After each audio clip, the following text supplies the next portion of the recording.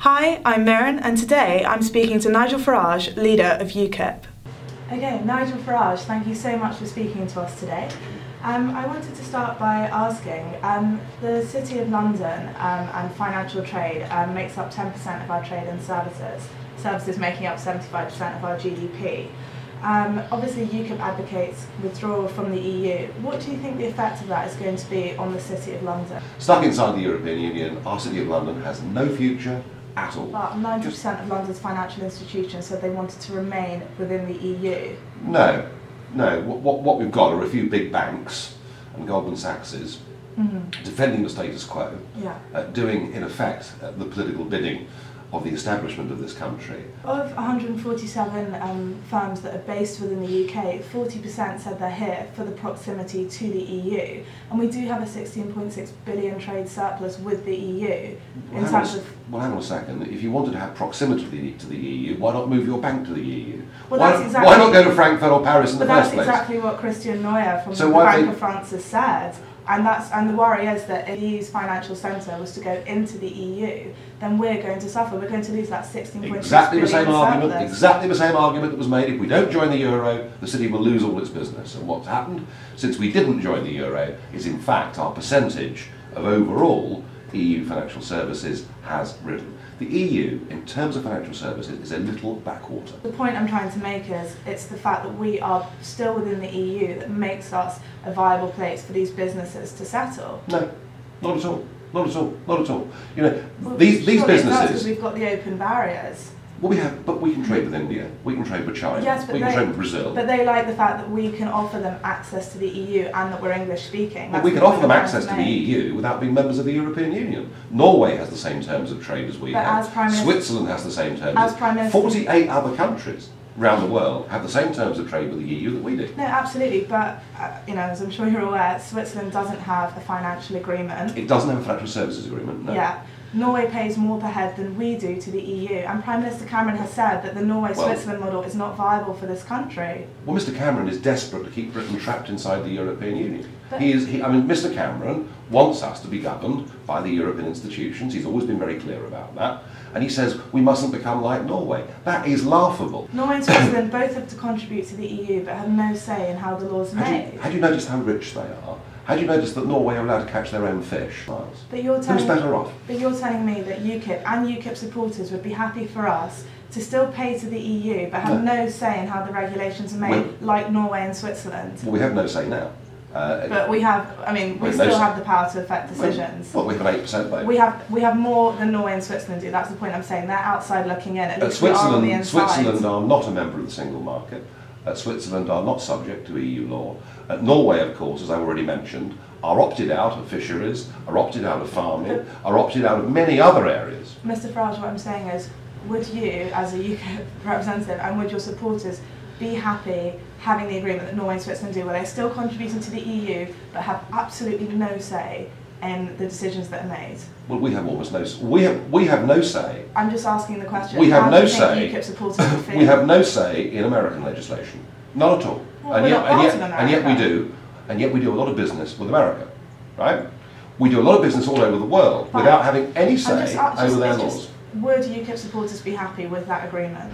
Would we be happy not having to pay £55 million a day to be members of the European Union? UKIP's whole premise is complete withdrawal from the EU. Yes. You've now brought up Norway and Switzerland. I'm saying, would UKIP supporters be happy contributing to the EU, not having any say in how the laws are made? No, we don't want to contribute to the EU. Okay, so you're advocating... We don't want to... There is no reason for us to pay a penny piece to those corrupt institutions. Not a single reason at all. If London's financial institutions are saying this as well, surely you have to take heed of their advice. The European Union is hell-bent on destroying the City of London. They hate our Anglo-Saxon method. Yes, the EU don't like the fact that we don't have the euro and yet we're the financial centre. If we're to leave the EU, then we're going to lose it. The financial centre will move inside the eurozone and we will be on the outside. No, because they're no good at it. They're no good at it. They're no good at it. It doesn't matter how hard they try. In Paris and Frankfurt, they're not good at it. But if we leave the EU, the financial centre for the EU will have to move somewhere else. We're going to lose that 16.6 billion. If the financial centre leaves the EU, it'll go to Singapore. It'll go to Singapore. I want to go on to talk about immigration. A statement on your website said that 1 million immigrants will enter the UK every 4 to 5 years. And I wanted to ask, do you stand by that statement? Well, that's an underestimate. That's much too low. I think it's an underestimate because I mean, the latest figures. Much too low, the latest figures from the ONS. This is ONS 2012. Net migration was 176,000 in 2012, of which 82,000 came from the EU. And then from that 82,000, 17,000 were here to study. I mean, where are you getting 1 million from? 497,000 people settled in Britain last year. Yeah, down from 566,000 last year. Wow! What a victory! Isn't that terrific? But we're talking about net migration, Mr. Farage. Well, no, I'm talking about gross migration. Well, because net migration. 321,000 left. Yeah, I know. Which actually highlights some of the problems that we have in the country as well, doesn't it? It's so misleading to talk about gross migration. Well, what we do know is that when we opened the doors irresponsibly in 2004, about 800,000 came in the first 2 years. Right? That's what we know for a fact. Not all of them stayed forever, but most did. And what we're on the verge of, on the 1st of January next year, is repeating the process, albeit the populations involved are a bit smaller than the previous ones, but we still are opening the door to another 29 million people on the 1st of January next year. Mr. Farage, that is a very misleading figure because 29 million is the entire population of Romania Exactly. and Bulgaria. And we're saying to every single one of the 29 million, if you want to come, you can. But the population of Poland is 39 million, and then there were 7 other countries that had access when they did. We're now talking about 29 million, and Romania and Bulgaria. Romania, I think, has ranked the UK as the 11th most popular place to migrate to. Bulgarians would avoid the UK. Their language commonalities are with Spain and Italy. There is no rationale for thinking that we're going to have a mass exodus. How good do you think the economics of Spain and Italy are? I don't think they're good at all. But in Bulgaria and Romania, they've got increasing GDPs, rising growth. Have you been there? They've got labour and skill shortages. Have you been there? I'm going by figures from the OECD and the World Bank. I've been there. Have you any idea? Have you any idea how the 4, maybe even 5 million Roma people are treated in Romania and Bulgaria? I've been to both countries and I've seen it. And we talk in Britain about social exclusion. We haven't got a clue. We've already seen 1 million Romanians leave over the last few years, and most of them, you're quite right, for linguistic reasons, have gone to Italy. But the point is that the southern Eurozone is now in such a mess. Things are going so badly that there is the very real potential of a very large number of people coming to Britain. Now, whether they come or not seems to me not to be the point.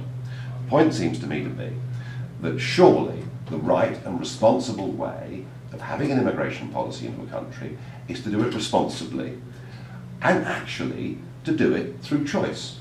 You know, we want these people to come because we think they're going to add to the country, or we don't want these people to come because they haven't got any skills, or they've got serious life-threatening diseases. I mean, there are lots of criteria for this. Bearing that in mind, the OBR have said we need 7 million immigrants over the next 50 years. Why not double it, treble it? I mean, this is the moronic, I'm sorry, moronic you are stuff. ignoring the figures. It's 65,000 EU citizens that came here. I'm ignoring the 17,000 that were here to study. 65,000 a year. This is not the flood of immigration, the tide of immigrants that your party talks about.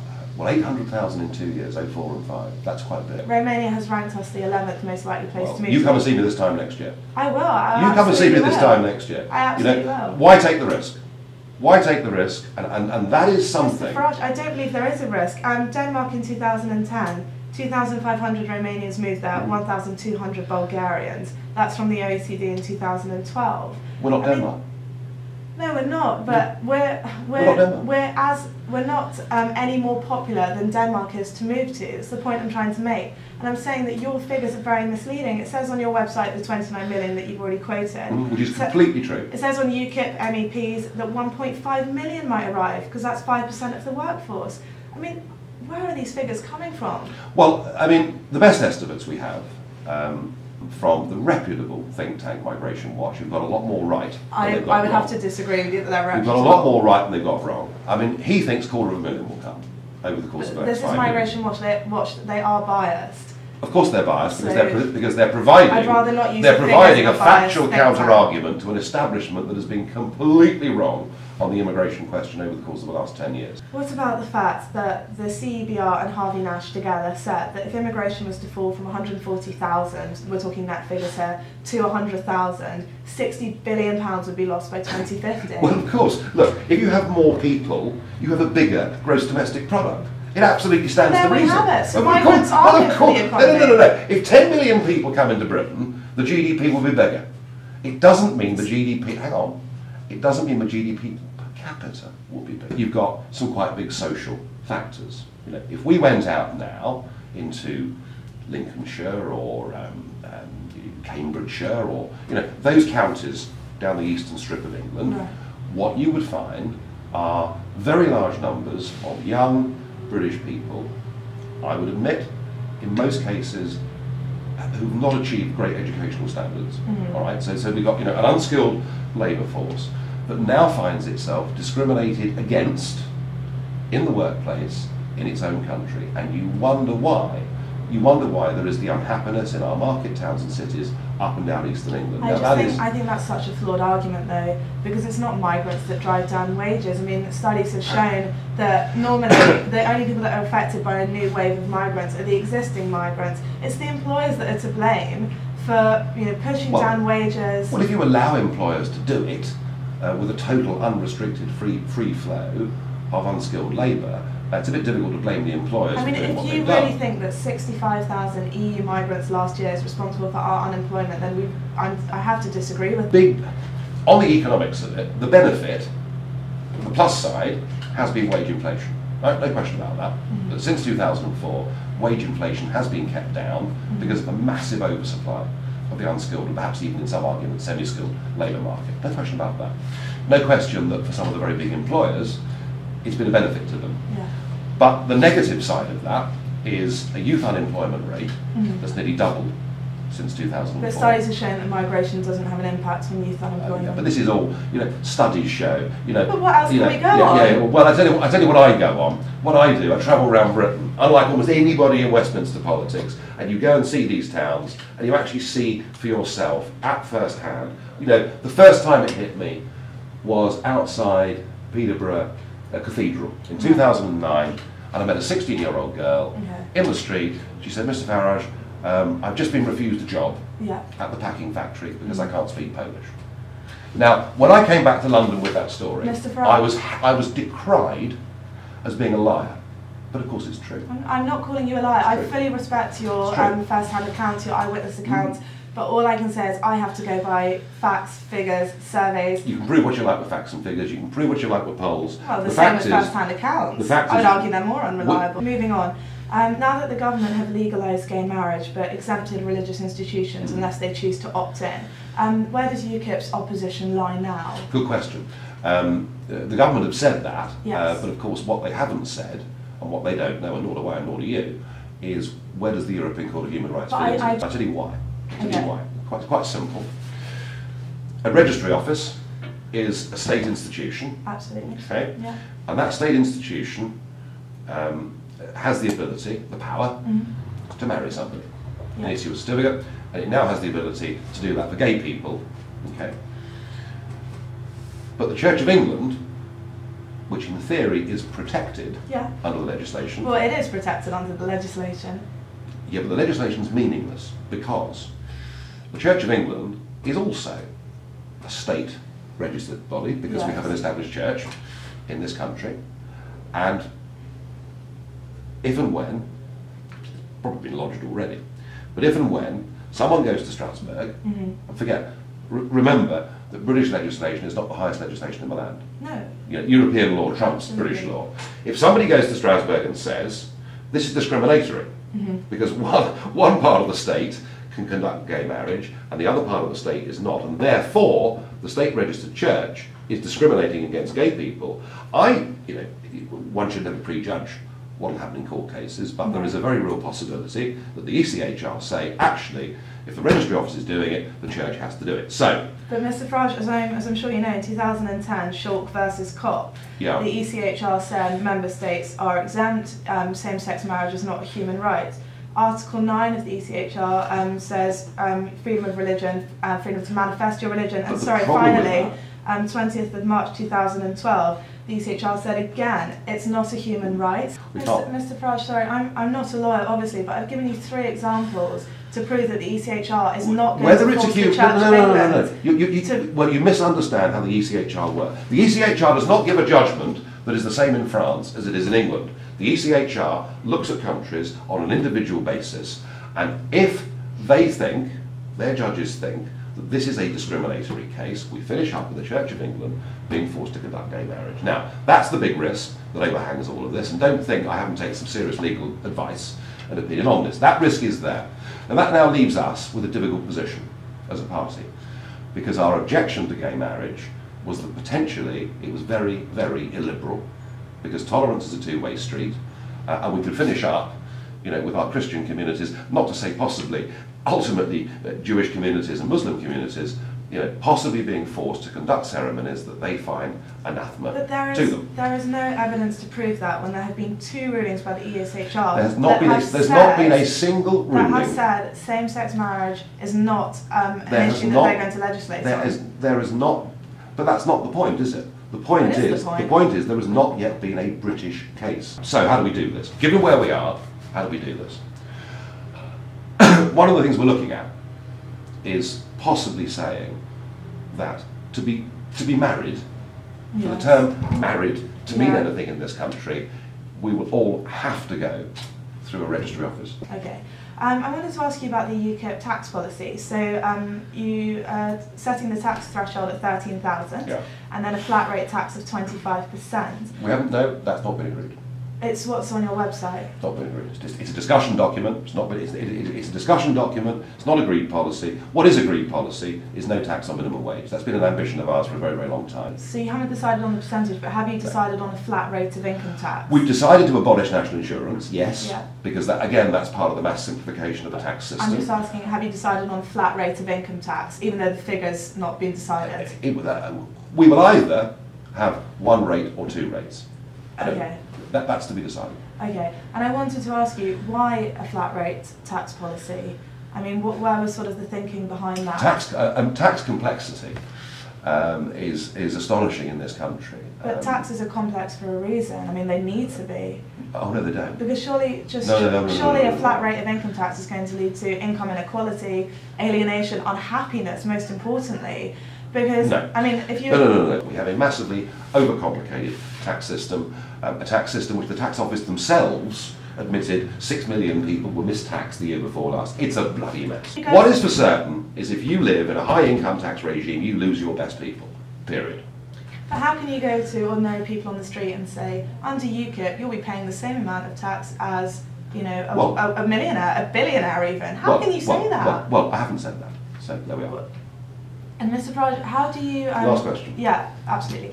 How do you cope with statements that UKIP's rhetoric, things like jobs and services falling under a tide of immigration, a flood of immigration, it is very incendiary. And how do you respond to accusations that you're inciting tensions, really, amongst the community, with figures that, as we've seen, aren't quite accurate?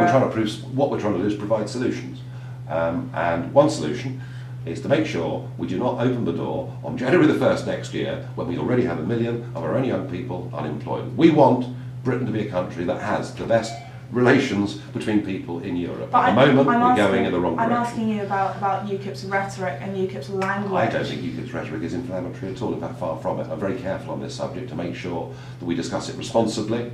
And you yourself have said that Romanians have a natural propensity towards crime. I didn't say that. Somebody else did. Well, you've linked them then with what I have said is there is a shocking Romanian crime wave currently going on in this country, and we should do something about it.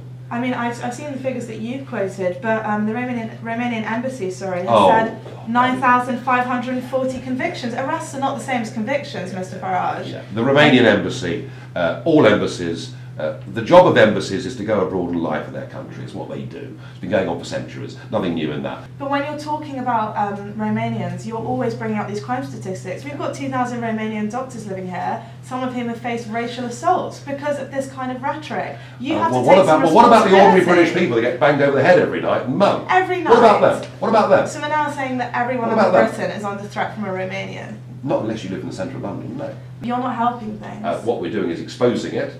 And interestingly... Are you exposing it? And interestingly, yes, of course we are, because everybody else doesn't even want to talk about it. And interestingly, although not in terms of action particularly, but I think we have changed the rhetoric that Labour, Lib Dem and the Conservatives are now using on this issue. You know, we have made this a respectable thing to talk about, and it's very important. And look what happened. We had the go home or stay and face arrest bans, and I know you spoke out against them, but look what's happening. They got that wrong.